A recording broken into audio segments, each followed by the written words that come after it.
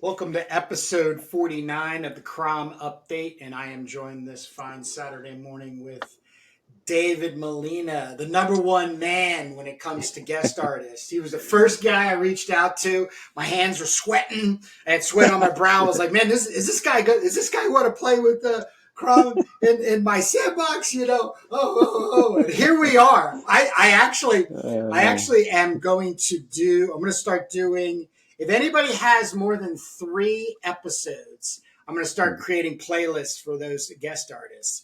And I think you're at like 8 or 9 right now. So if anybody wants to sit down and listen to David and I for 9 hours talk about CROM and comic books, that's coming your way in a playlist, everybody. But David, how you doing this morning? I'm doing great, Kurt. Yeah, so it's happy to be back and happy to, excited to share what we got going. Yeah, right before we got on, recording wise, we were kind of going back and forth about, people have a lot of nervousness about, public speaking, presentation. So I just want to take a second and make a little PSA announcement that all of these videos, these CROM updates, are based on your art, not your face. So the tricky thing I find with people that I'm trying to get on as guests, and also be in participation as guest artists, is they're afraid of their voice or saying something wrong or not being intelligent enough, or all of these anxieties, which is really really natural. Other than for a person like me, since I've just always been, I just have this silliness about not being fearful of standing in front of people. Now, whatever I say and do can be a whole nother game plan. But David, you said you had trepidations about getting on. Oh yeah. And what was it that you said right before you went on? So at first I didn't want to do any videos, the same thing you're saying, my face, my voice. Yeah. But I mean, and I'm like a real introvert, right?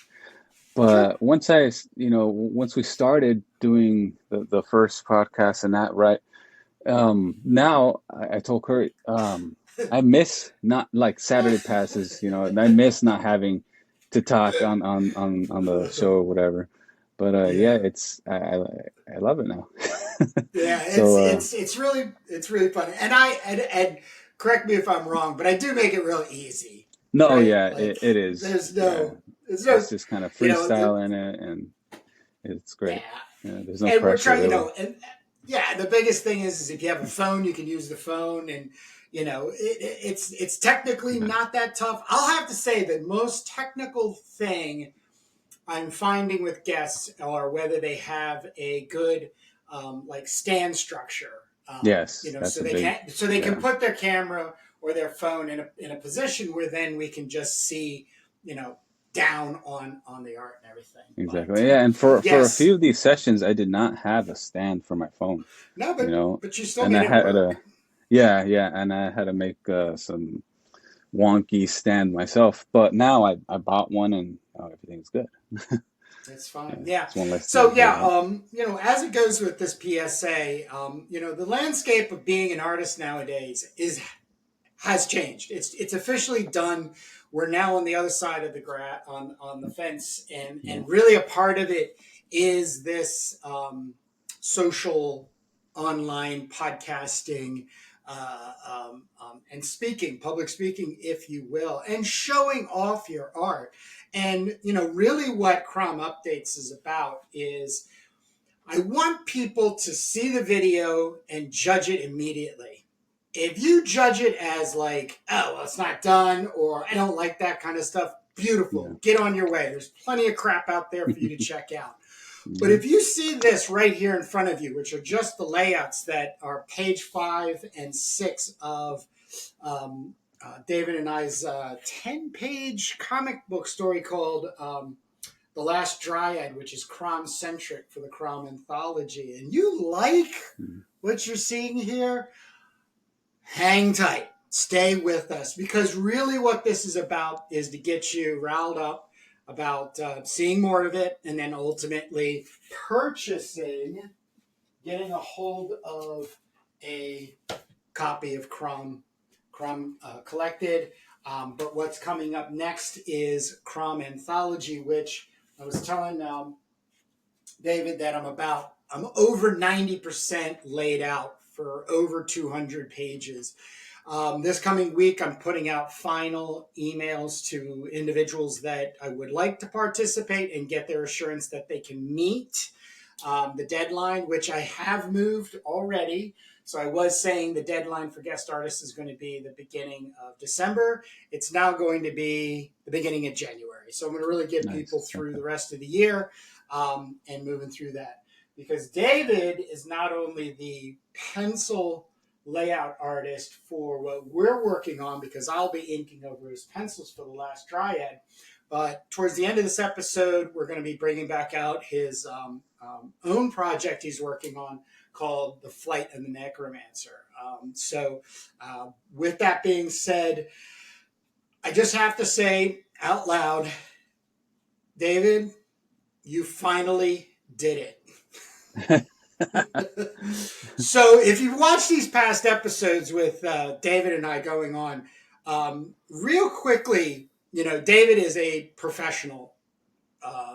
Whether he's making a full-time living at making art or comic books or what such, he is a professional. And what I mean by that, he's very attentive to what the needs of the project is. Now, that can get convoluted with what Kurt wants, but as I have been saying since day one, it's not about what Kurt wants. It's what the project needs. Yeah. I reached out to David Molina for basically what he does with his Instagram, which is uploads daily, however often that he does, panels, these comic book panels that look like they were lifted from a larger story. Getting to know David, it's not true. These are just one panels that have this very cinematographic and tightness. Our last episode, which is going to be going up this coming Tuesday in the CROM Updates, which would be episode 46.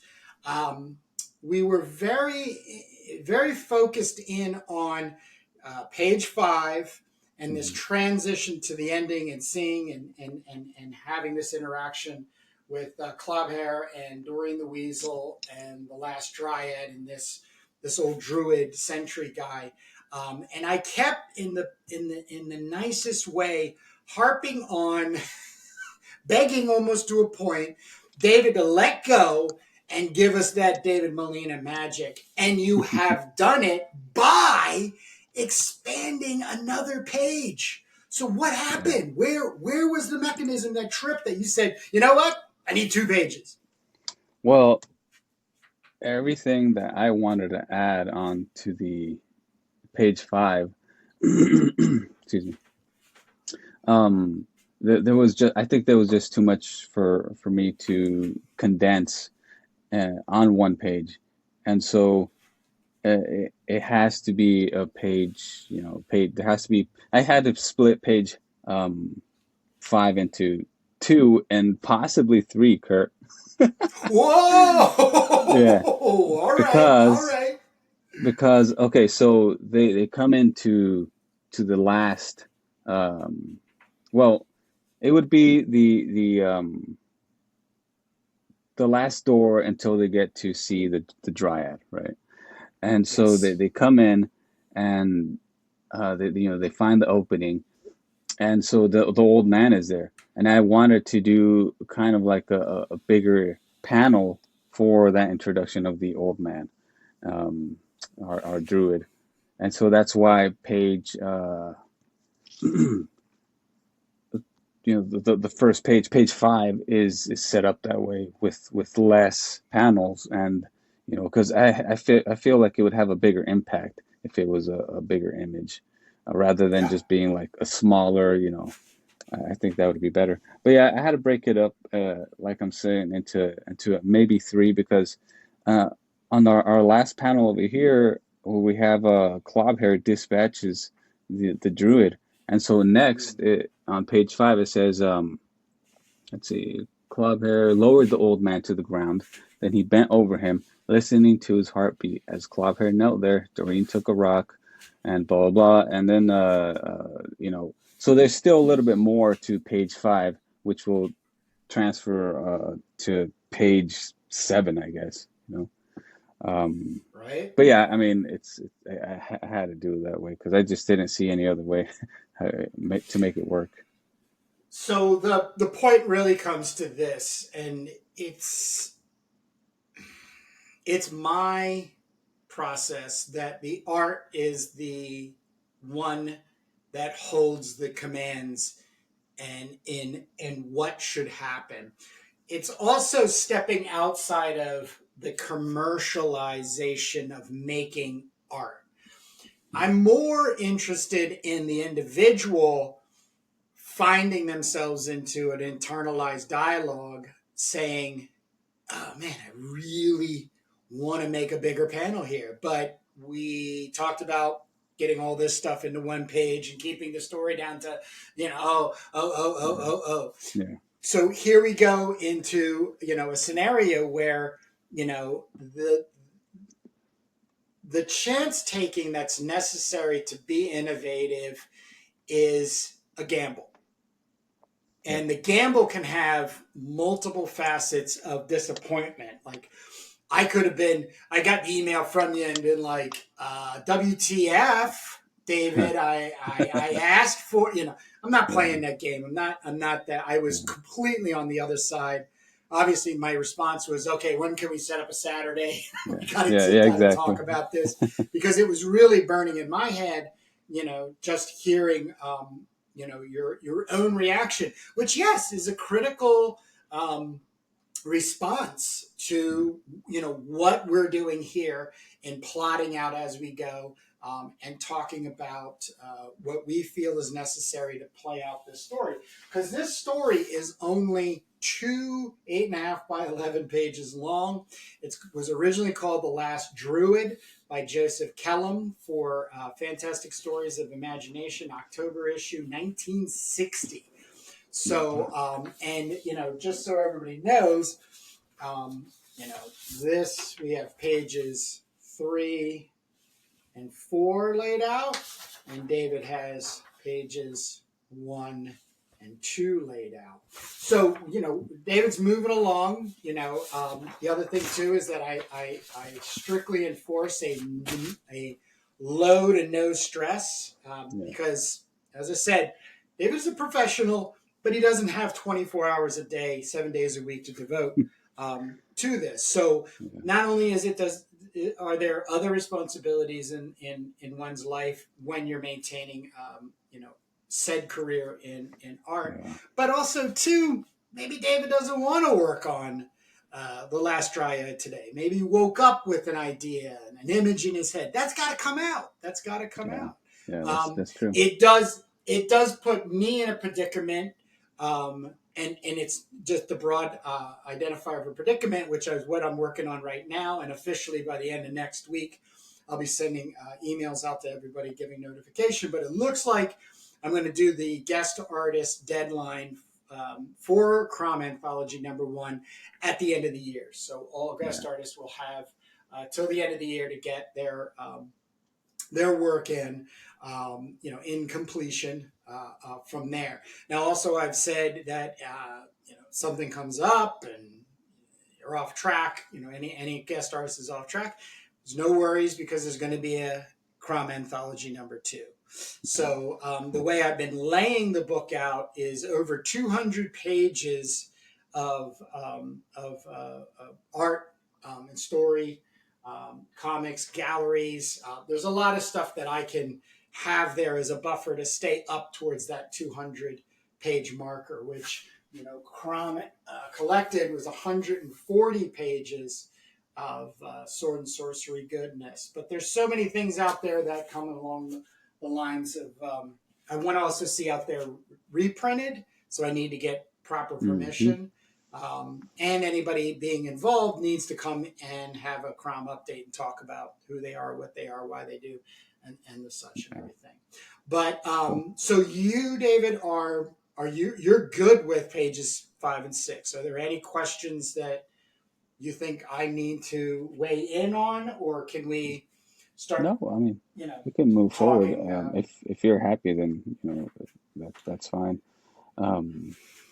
Yeah, we're almost to the end here with the panel. What do you call it? Thumbnailing, I guess. Yep.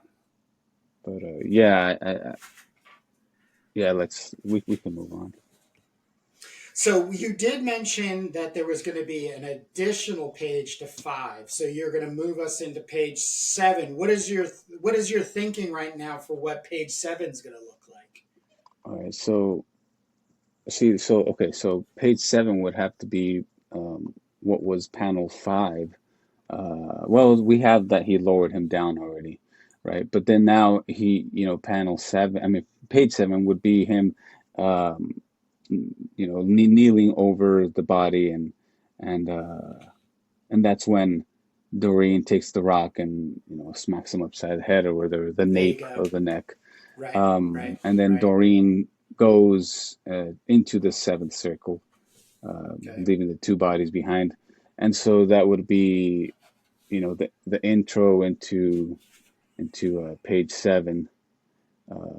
So I mean, I won't know until I'm actually there drawing and thinking about it, but it's gonna work out. If all this other stuff has worked out. Go ahead. Yeah. Are you thinking that at the end of page 7 you're going to tease us even more of what's on the other side of the hedge, where the Dryad is, and then you're going to give us a bigger reveal on page 8? Is that what you're kind of thinking and feeling? Yes. Okay. Yeah. Right. It makes sense too. It's got to be a bigger reveal, of course. Okay. Because just so everybody knows, we had discussed last time. We were only at 8 pages. We were actually the 8th page was going to be. This is the first thing that David had done as sort of like a conceptual piece to get us up and running when we were looking at it as just the Last Druid. But it was giving that big reveal. So you're thinking of moving this to proper page 8. Yes. Where when that page turn from 7 lead into page 8, and then we are dealing with something larger, and then let me see. Then there's Doreen's interaction with the Dryad and what happens there. And so let me just make a note here. Right. Yeah, I'm just going to cut here, page 8. So we might actually still be at 9 pages. Is that right? Oh, yeah, I think it's going to I think we're still going to end up going to 10, because I think you're still going to have this expansive paneling system going on, which too, by the way, helps what you're already doing is the location of interactive text too, because we're staying pretty fixed to the original, let's say, story script, and just kind of just going that way. So that's exciting. 10 pages is still going to be exciting in going down that road. Yeah. From 6, it went all the way to 10. Yeah. If we get over 10, we're going to have to break it in 2 parts. Okay. Yeah. Makes sense. Well, I do say that in jest, but I do kind of think, artists have a tendency to be very optimistic, very positive, very motivated towards ideas that they have, but they're just ideas. They're hazy, fuzzy little images and sounds and quirkiness that's going on in the subconscious, and you want to bring it forward. But that's physical execution. That's putting time in. That's then frustration coming in and playing its maddening ways and everything.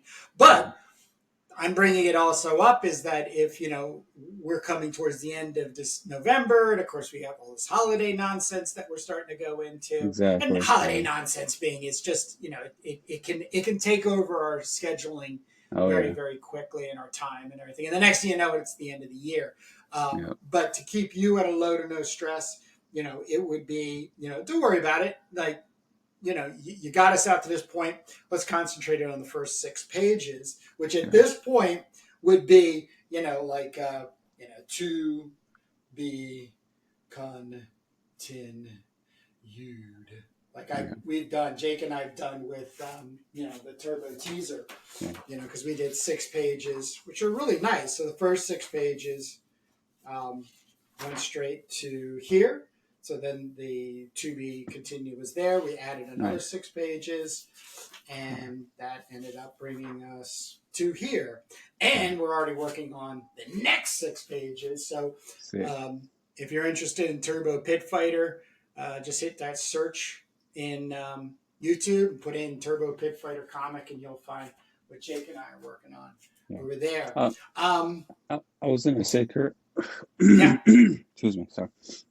So at first I was stressing about like the time, right? Because for me it does seem like, because I'm gonna have to translate these on a bigger paper and do the finished sketches, the finished pencil art. But like I can hurry it, I can, but I don't want to because it's not gonna come out right. I've learned in the past. I try to rush something. So I'm just gonna play it. My mentality is get the panels, the imagery that I want and that I'm satisfied with on the page, and if it's not this time, well, like you're saying, maybe next time. But I'm going to do my best to get this out. You always before do. You always before do. the time. I have no. So I have no. Like I say, I have no worries about that. I would even go one step further, David, and say if you, at the end of today's update, take a deep breath and say, you know what, I'm going to stop here, and I'm going to now take these and I'm going to blow them up to the pencil laid out point. I would totally encourage that. Okay. The struggles I have, because in our society there is only black and white. In other words, I'm either the publisher, an editor, an almighty boss, or I'm not. And so what I'm trying to do is just try to be more like a guide in a coach too, like a cheering on, like, hey, let's keep going. But there's no race here. That's the other thing. I'm not concerned about product. I'm not concerned about getting it out on time, because even that is is relevant to my own stress, my own time in my own life. This is not the only thing I do. As much as I do, sit around day in and day out, having the ability to do whatever I want, I still need to generate a living, which means I have other responsibilities too. Exactly. So, do you want to officially say today is the day where we call it 6, and in the CROM anthology, everybody will be getting a 6-pager plus something title page illustration wise. That's what I would suggest. So it would be 7 pages total that you would be laying out for me to then ink. Okay. So let me just write this down. Okay. So what you're saying is that for the first anthology we'll have 6 pages, and then for the next anthology we'll wrap it up, right? Correct. Awesome. That's. And like you would get 2, and a title page is an idea based on. I'm still pushing around. Drawn Sword, when he was giving me my feedback critique on the artist proof, here I can even show you. He said he had 2 things in feedback. which was I have 3 title pages. I took some my first CROM drawings and stuff, laid them in at a 20 or 30% opacity, so they're fuzzy, and then I just found this really cool, rough looking script and then just did. But he was like, man, you have so much room over here that you could really do a nice hand drawn script and, really play with the wording. And I'm like, man, this guy's going to create so much work for me, but he's right. He's right. But he was also, he was very encouraging because he'd like to see what this drawing actually looks like. So there's a chance that will happen, as it goes along. So I am going to request that you add just a title page illustration, but it be, which we're kind of moving towards right now, a little more like this, which we're going to talk about your other project you're working on, which is Flight of the Necromancer, but something that's just splashy. Okay. But it would have to say, original story, based on The Last Druid by Joseph Cohen, laid out pencils by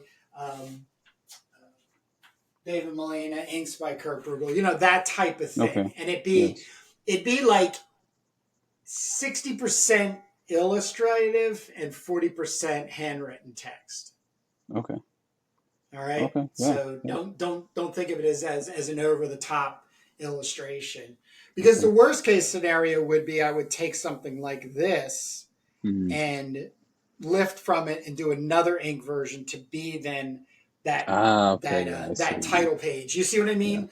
So I would just like to see what your even just the layout of the text looks like. Sounds awesome. There. So sounds fun. So, absolutely. Great. I'm glad we were able to come up with this. And just so everybody knows, that happened right there live on the air. That was not even thought or discussed prior to.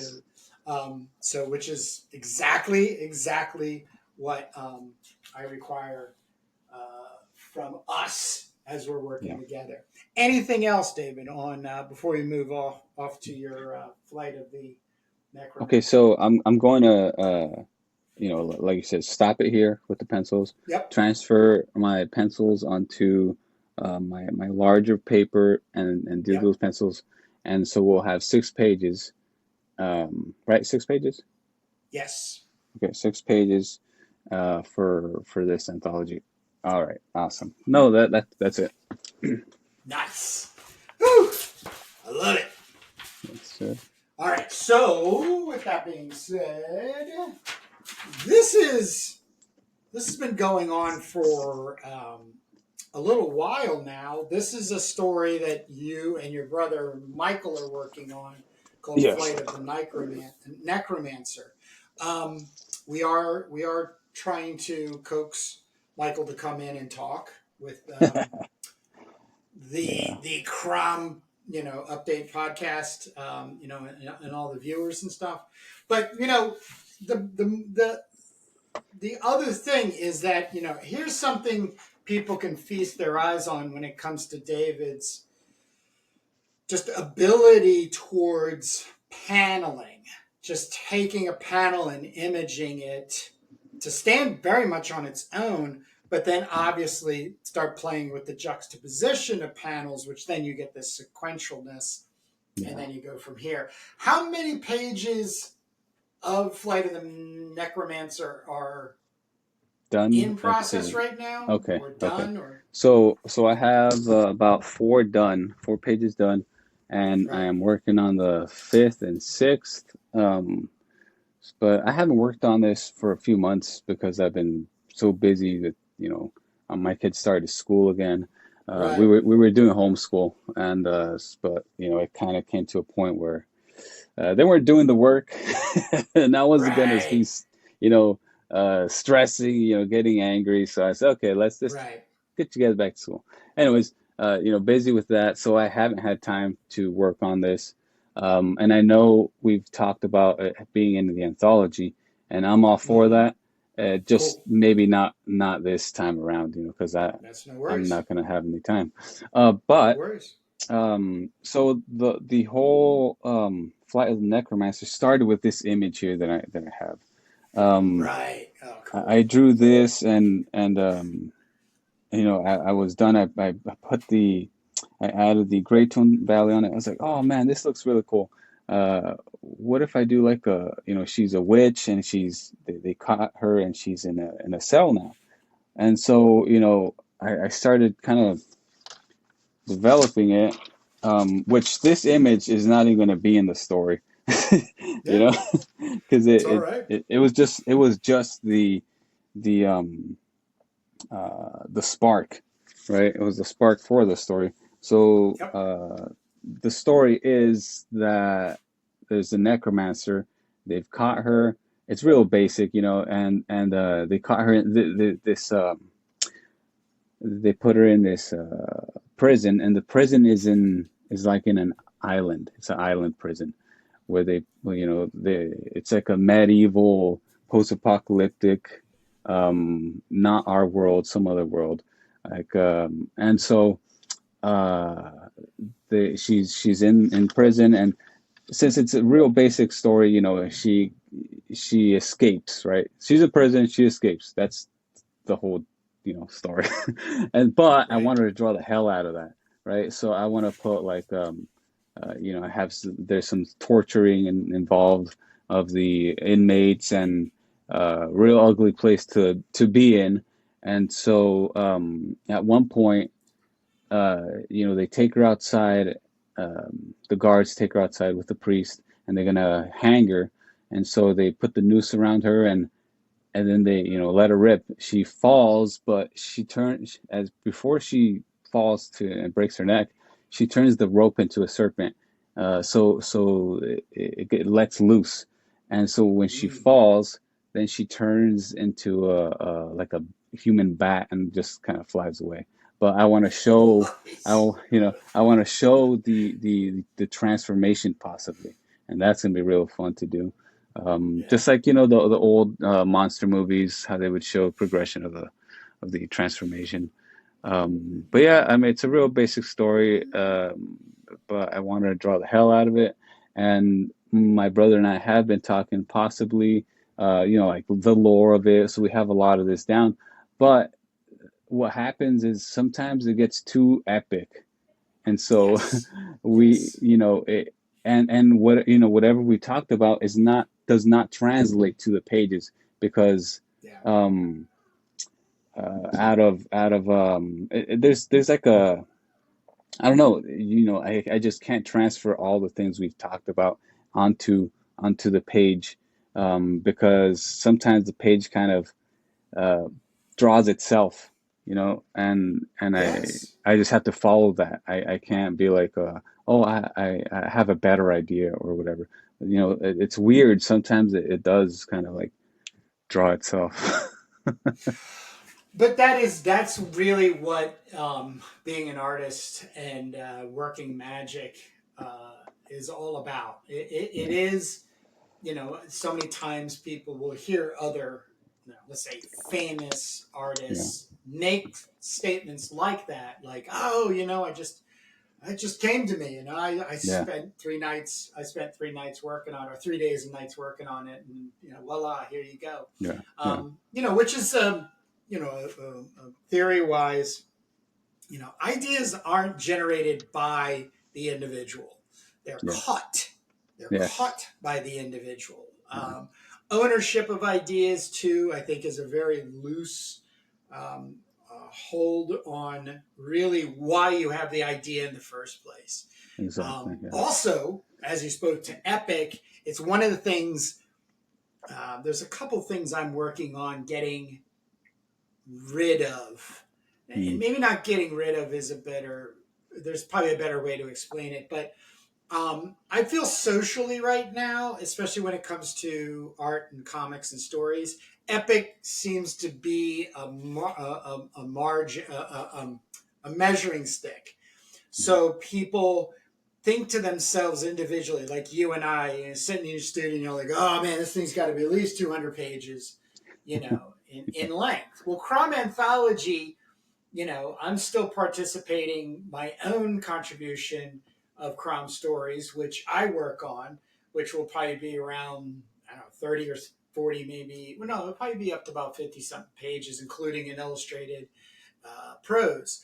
But the rest of it is stuff that is reprinted or printed from other people's work that might be already in existence or would be soon to be in existence, these types of things. But epic doesn't always mean good in the way of sitting down and reading a 200-page one-story comic book. I love, and I'm falling back in love with the short story. Not only comic book anthology short story, but prose, pulp, and I'm really getting more and more excited about staying focused on just small bite-sized stuff than it is to try to sit down and make the epic.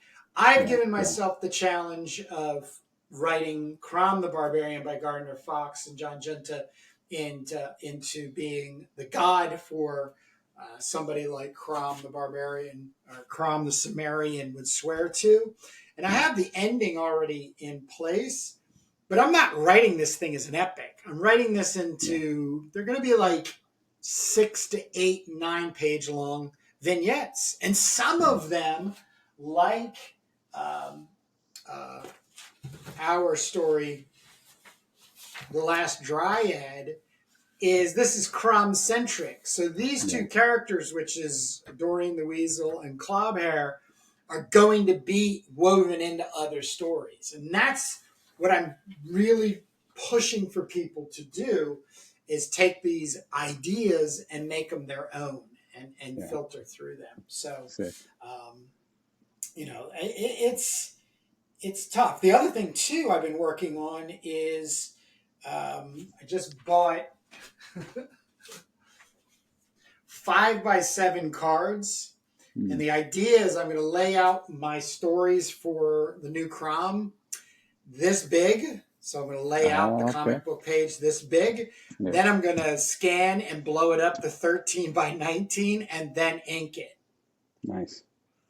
So I want to eliminate and this is because of how I get obsessive about page laying out and penciling.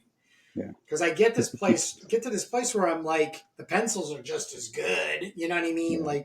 But I have also felt in the past that they lack because I didn't spend that inking time and layer on there and stuff. So, it's healthy to give yourself challenges, but it's also healthier to say, whoa, wait a second. I can't. Take a step back. This is not working. Let's move over to somewhere else. So.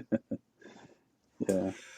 But the thing about Flight of the Necromancer and just having this, and you've sent me a couple of other pieces, that I have, and when I look at them, the feeling you have, especially with this, David, is a hammer film. It really works as a hammer film. So if I was ever to give you a piece of advice that if you feel like you are getting a little lost in ideas, is maintain that. Like, stop taking it so seriously. Keep the fun at the front. The noir, hard black and white shadowing and light. It's great. It's great. Awesome. So I mean that's pretty much it with Flight of the Necromancer. Like I said, it's just a real basic story. There is a few things that I would like to go back and do, but I'm not. Like you see there, Heretic. It looks just like a fucking stamp. It's supposed to be, but whatever. I'm not. It's got any more burning bloody flesh. Yeah. Well, that's easy to fix. Yeah, but what's it called? There's just a few things that I would like to go back and maybe just add or redo. But that's what it is. Flight of the Necromancer. Also, like the lettering. I've been working on my lettering. and so it's going to be hand lettered. I would add the word balloons later. I kind of, Okay. I've left some room for the word balloons, but yeah. Oh, okay. So now that you brought Yeah. the cover, so that's a Yeah. sketch for for the cover, and originally it was just going to be the flight of the Necromancer, with the what do you call it, with the castle. That was going to be the start of it, right? But now I got another idea. It's like, what if we do, okay, there's going to be the cover, and that's going to be the first panel, and then he, strikes the guy's head.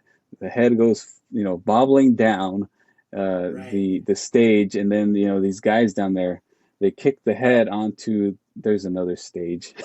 And these people are like, there's jesters, there's dancers, and then that's when we see the cells, Oh. the prison or whatever. So Right. this is just a little fun idea I had. Fun for me, not for the guy that's getting his head chopped off. But It's yeah, great. And, the other thing, too, I just want people to know is down on the below is a link to David's Instagram, which is Pariah Comics Presents.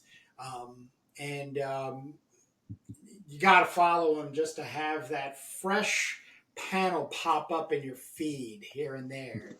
Maybe one a day, or maybe a couple in a day. But very inspiring, which was also what obviously led me to reach out to him and take the chance and hope that he would want to come and play, in the CROM sandbox. And he has, because he was one of 5 artists that did their own version of CROM, and then I used each of the pinups as variant covers. They were Virgin variant covers. I can no longer sell them other than if I was given permission and we had something going on. But now you need to get a hold of these covers that contain the CROM 140 pages of goodness from the artist. So if you are yeah, looking for a CROM collected to add to your collection and be a part of the community, and you'd like a David Molina cover, then go over to Instagram, Pariah Comics, David Molina, and then reach out to him so you can set up and get a copy. The other okay. news I have, David is the first to see this. Scoundrel's Dread Oh, just it arrived. arrived. Just Nice. arrived Oh yeah. yesterday. So, David, this thing is insane. Sick. I think today I'm receiving the mailers. So today's a Saturday. I'll get the mailers tonight, and Yeah. then Sunday there's no post. So Monday I will start putting these in the mail. But Sick. the thing that really threw me, and being an artist, it's just my excuse. But I kept Drawn Sword is the creator of this, and the thing is that you could go. I think I've sat with him at least 5 or 6 times in CROM Updates, so he's going to be the second longest playlist. Hmm. But he's in New Zealand, and we ran a pre-order sales campaign in order to get 25 copies over here. We ended up selling 15, and I want to thank everybody who took a chance on Drawn Sword and I, and put the money down to wait at least a month to get these copies in your hands. But the 25 are here. But the funniest part is when I opened this up, I was like, "Holy crap! This thing is huge." I thought A4 was like, and I've been saying this, so I have to. This is a 11 by this is an 11 by 8.5 by 11 piece of paper. So it's just shy of 8.5 over here. I think it's 8.26, Yeah. and then 11, and it goes, I think, up to 11 3/4. Yeah, 11 3/4. But this is the thing that's driving me crazy now. this is like the perfect way a comic book should be printed. Yeah. Instead of this, Okay. Here's a regular comic book. Now, why wouldn't you want a comic book this big? I would. Oh, I already bought all the bags and boards. What am I going to do with all those bags and boards? Everybody's got to keep making their comic books. I'm losing my mind. I'm losing my mind about this because awesome. I might be printing and this might be a contentious conversation between Jake Jacobs and I over at Turbo Pit Fighter because we've been talking about, and this might be the size to print Turbo Pit Fighter. But this is 32 pages. The other thing too, A4 size. These drawings are A4 size. This is a 1-to-1 print ratio of original pencil drawings by Drawn Sword, which is about intergalactic bounty hunters on far off, crazy places. And I call it a dark art book, a dark concept art book is what I kind of been trying to push it as. One of the last people that ended up getting a copy saw some of the promotional material that Drawn Sword himself put on his YouTube channel and immediately ran over just a couple days ago and picked up a copy. And he's also a working artist on their own. So if once again, if you're looking at this and you're going, how do I, cromthebarbarian.com, there's only, how many, nine issues left. And then of course, once we sell out of the 9 issues, we'll go back to pre-order staging, and then try to get another 25 over here. But I'm not spoiling this. You're going to have to see all 32 pages on your own. David is a supporter. David, I thank you for taking the chance in because the biggest, I know anybody, myself included, would be like, right, I pay what you guys are asking for, a copy plus shipping. And the next thing you know, it falls into the Indian Ocean on the way over from us. Right. Then we got to go through all that rigmarole. I didn't say this to Drawn Sword, but I was like, now I'm kind of happy we only got 25 because if something happened, I can always just get another 25. Oh yeah, imagine. Shoot. But here, the magical part about this is right now there's only 100 copies that have been printed. So each of these copies were printed in New Zealand. They are signed by Drawn Sword and they are numbered by him. So the first 25, actually the first 26 have come to us. Drawn Sword has also asked that I send a copy to Daniel over at Sawblade 666. So I'm going to be putting a copy in this week for him to let him give a little bit of a review from there. But other than that, I'm really good, David. Okay, yeah, me too.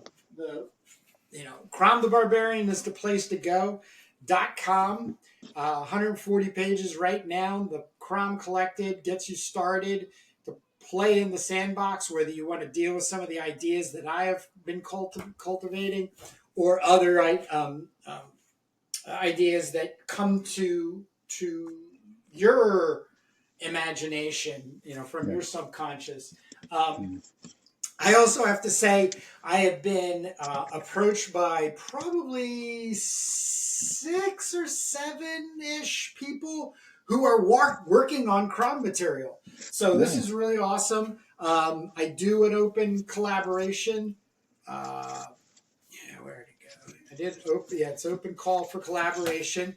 Now, this doesn't mean you have to work with me. It also doesn't mean that you need to get printed in a CROM anthology in its entirety. I have a couple stories that are lengthy, 22 pages-ish, that are being worked on by individuals. But, we're going to do some teaser-type materials, 6 or 8 pages, and then a QR code to be able to get to, where you can then secure that copy. So the layout, just so everybody knows, it's going to be the original first 3 sections of CROM, in his journeys from youth and adventure and transformation. Then there'll be some back matter, and then there's going to be an artist gallery, which at this point could be, I'm thinking, because everybody's going to still get 2 pages. So all contributing artists will get the 2 pages, just like David had his here. He'll get another one. And it doesn't have to be completely CROM-centric. It just needs to be sword and sorcery, post-apocalyptic, barbaric kind of centric. But there's going to be this great inspirational, motivational feeling in the work, not only of what I'm purveying, but what other people are doing out there. And that's what it's all about, is building the CROM community, what I've also been calling CROMunity. I know there's not a lot of us out there, and that's okay by me. But I want to try to reach everybody who has something, to say in comic book, prose, illustration, sword and sorcery. So other than that, David, it's all I got for these good people. We'll let them get back to reading comics, making them if they choose. Do you have anything on the out for it? No, just can't wait till the next one. Yeah, it's going to be hopefully in a couple weeks. Yes, sir. Awesome. All right, David, you take care, and look forward to seeing you soon again. Yes, sir. Take care.